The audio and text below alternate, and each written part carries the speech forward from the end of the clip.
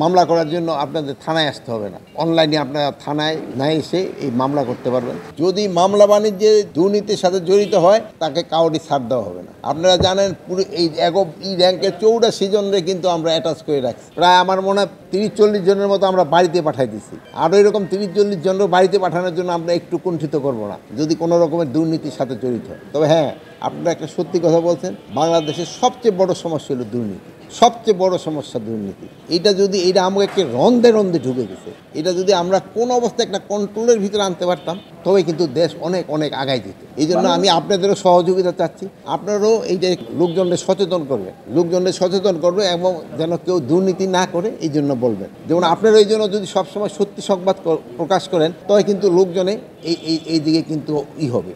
অনেক সময় আছে আপনাদের ভিতরেও যদি আবার কোনো মিথ্যা সংবাদ হয়, তো মিথ্যা সংবাদ হলে এই দুর্নীতিবাজরাও পায় আর পার্শ্ববর্তী দেশগুলো সুবিধা পেয়ে যায়। ওই একটা খারাপ সংবাদকে তারা বেশ করে রিপোর্ট করতে থাকে। বান্ডেল থাকলে প্রতি সেনমানিতে টাকা বাঁচবে। বিকাশ সেনমানি বান্ডেল কিনে জিতুন প্রতি লেনদেনে। আগে কি হতো, আগে হয়তো 10 জন 15 জনের নাম থাকতো আর কতগুলি বেনামে দিয়ে পুলিশ মামলা দিত।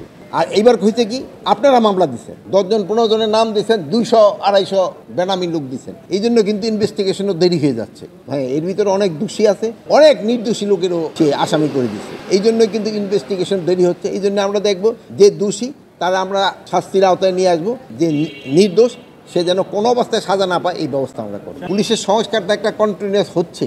আমরা দেখবেন এই কিছুদিনের ভিতরেই আমরা এখানে পাইলট একটা প্রজেক্ট নেওয়া হয়েছে।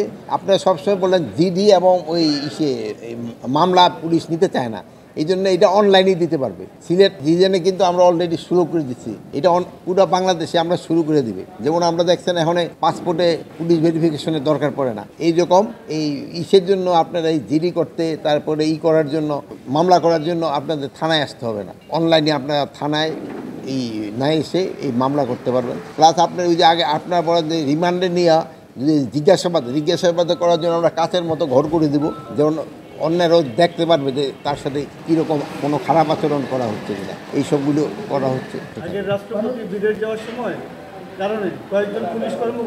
ওইটার ক্ষেত্রে আমি গতকালও এটাও একটা উত্তর দিছি।